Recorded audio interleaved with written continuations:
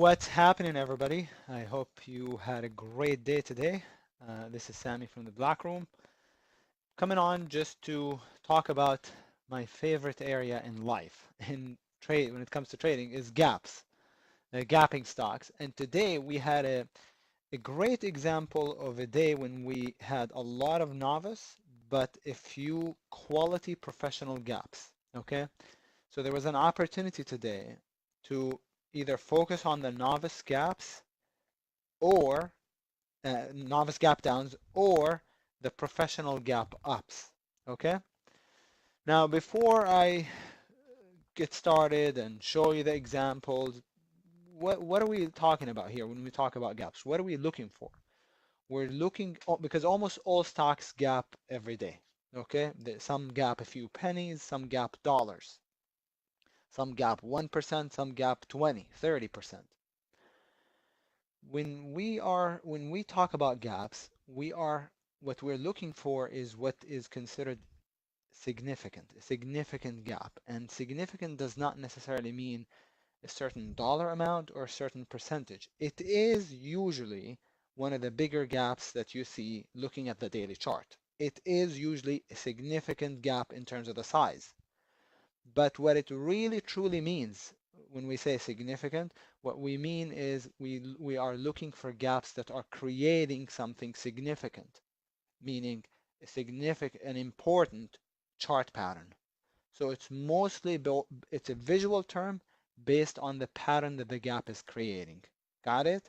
So that's the first thing that you have to understand. Because today the market was gapping down 2%. That's on average, things were gapping down 2%. Does that mean I'm going to go out there and look to trade 2,000 stocks?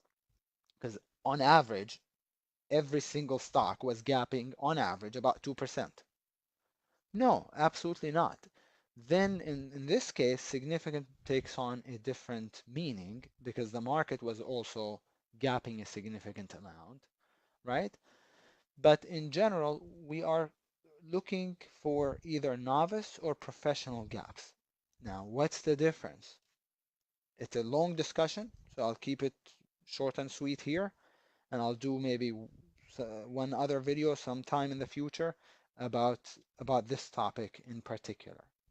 But novice does not mean the gap is,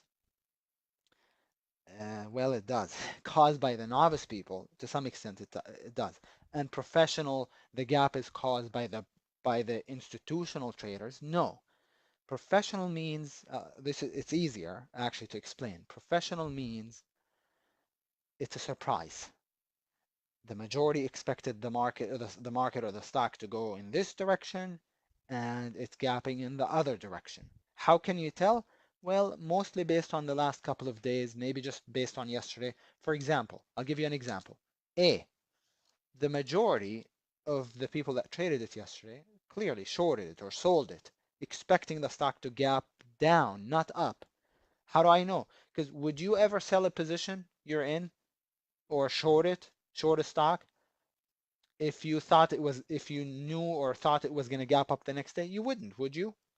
So when a stock puts in a big red bar and the next day gaps up, it means that the majority now are on the wrong side. They are caught. They're going to look to cover because a lot of people are in it short. They didn't cover. How do I know? Because it closed at the lows. If they had covered it, we would have seen a big bottoming tail bar. So they didn't cover it. So now they're trapped. They're going to look to cover. Their covering should propel the stock even higher. Okay? Even though it was gapping up, let's say, whatever, 5%, it's going to move up another 5%. Does that make sense? So that's professional. So it's kind of easy to explain.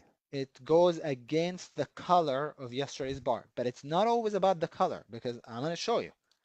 How about BSX? Well, BSX actually ended up getting bought. How about CN? Red bar. Did I once in the black room? Did I once say this was a novice gap? Once. How about LB? Red bars. Did I once, just once, did I say this was a novice? No, I never.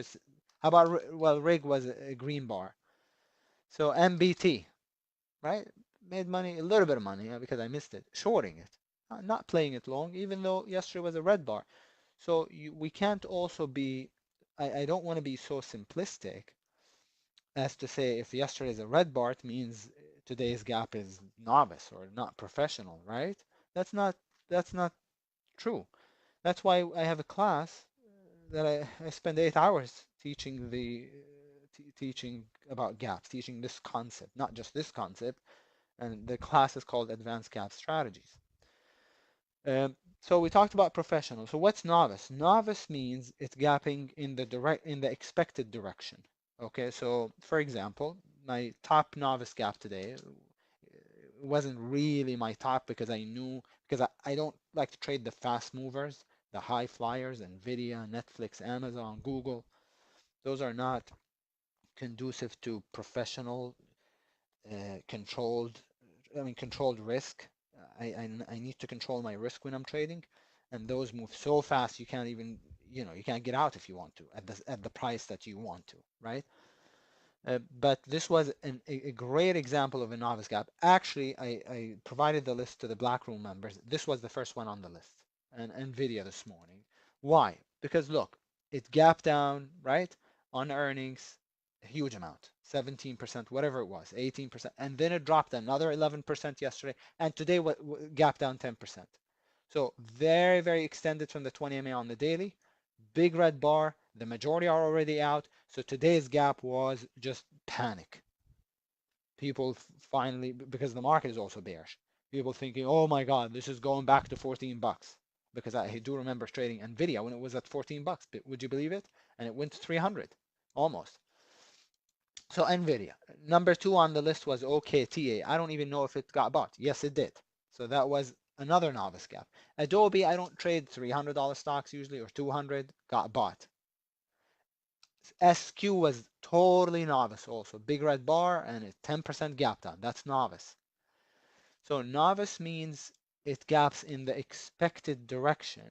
And why would people, why would it gap? Because again, people panic out of the stock. Today the market was down. What has been leading the market down? It's been the high tech stocks, the semis.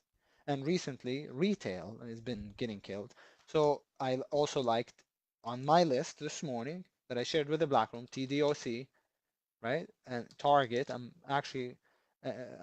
just copying the list that I have in my notebook and TJX. Now Nvidia got bought right away. Didn't get the chance, but I wasn't really necessarily focused on the Nvidia because, as I said, it moves so fast. So, and then Rust, the moment I mentioned in the Black Room, possibly playing the ROST long this morning, it popped. So I just, it popped. And look at the pop. Look at this. Just bar by bar. Would have kept you in it all the way to here from 82, 83 to 88. Unbelievable. Bar by bar on the 1 minute chart. So this was a great novice gap. You might look at the data chart and say, but didn't it get sold and close at the low? Yes.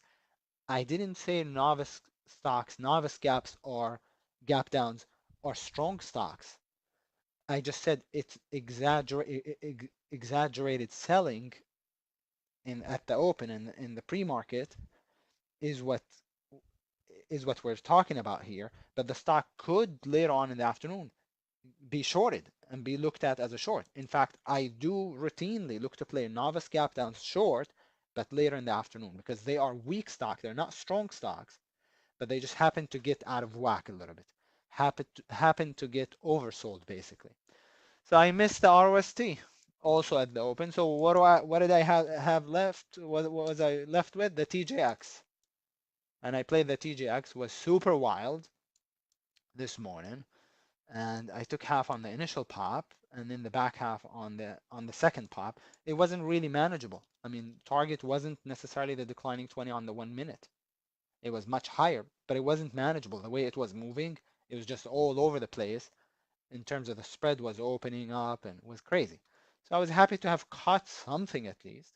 Now, once I got out of the TJX, my focus shifted to playing the professional gaps. Namely, there were two that I liked a lot was CPB and the A, right? Notice A over big red bar and CPB over big top and tail bar. What I didn't like about the CPB was the resistance to the left. Look over here, the resistance is left. So that's what I didn't like about it. Also wild. So, and I didn't really get a great setup. So I ended up doing the A, but I'm sorry to say I blew it. I messed it up. That's the trade that I did, and but I messed it up. I didn't get filled on the initial pop because it was super wild. It got filled some 400 odd shares. And then I tried to add to it on the way up, and then it came back down. This is a 5-minute chart. I'll show you the 1 minute or the 2 minute. I think it was a 2 minute buy setup. So I messed it up. This should have been a big trade, and it was a small winner. So here's what happened. When it popped here, it went 15 cents above the entry.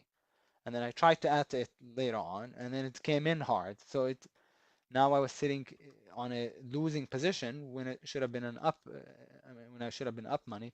So I had to reduce the risk, basically killed half, and for a small loss, and then the back half managed it, but I didn't have that much, so this didn't end up making much money, even though it really should have. But I just messed it up. The point is, I just wanted to point out the the professional gap on the A, but not only that. A had one other great quality about it. If any of you can guess what it is, I would be surprised. I'd be totally impressed. I know some of you are tuning in. This is a live video. And it is the extreme relative strength. The market was gapping down 2%. This thing was gapping up 5% or however much it was gapping. That is an example, a great example of extreme relative strength compared to the market. Not only was it, so if the stock was gapping down a little bit less than the market, you might think, well, this is stronger than the market. This thing was gapping up. Not only was it gapping up, it was gapping up over a red bar. That's money in the bank, is what I usually say, right? Money in the bank if it gaps over a big red bar. So definitely loved the A gap. Uh, all right. So is there anything else no, I'm going to mention? Okay, so here's my P&L. Again, it's not didn't trade the A right, and it wasn't my favorite day to tell you the truth. I had a lot of admin stuff, so to speak, or things that I just needed to get done. So that's the A. Should have been 10 times that. And then that's the TJX, both on the mic at the open today with Blackroom members. Um, Notice, by the way, I'm just looking at my P&L. Notice, biggest loss is $100. Biggest loss, $100. That's how you can. You don't need to make a lot of money. I did a coaching session today, and I do that every Tuesday for Black Room members. Every Tuesday, coaching session. I said you don't need to make a lot of money when you don't lose much, as long as you control your losses. So there are two ways to make money. There are more than two, but here's the two main ways to make money. You either can keep the losses to a minimum, so you don't lose much. This way, you don't need to make much, and then you end up with what? $3,000 or $2,900, right? Or you can have, moderate losses, but your winners need to be really large. You pick. It depends on your style. So you can either have, small winners but no losses almost, or you can have losses but you have to have huge winners. So so I try to keep my losses small. This way I don't. So this way the bar is very low. I don't have to be jumping over too. I mean, a very high bar for me to succeed, to make money at the end of the day, if I can keep my losses small. Okay, and that's the professional way to trade, by the way. Just FYI. All right. What else? Anything else? If you like today's video, give it a like or share it, just so I know who's watching and listening and liking the information being shared. We do these videos as mostly as a thank you to our members, to our T3 Live community, and to keep in touch with you and all of that, let you know what we're doing. We are having a Black Friday sale, so you get 50% off, I think. I dropped the link in the description of the video, so feel free to click on that. It's in the description of the video. And that's all, I guess. If I don't speak to you before Thursday, then that's if I don't do a video tomorrow, then happy Thanksgiving. I hope you have a great holiday with family and friends. Take care, everybody, and talk to you soon.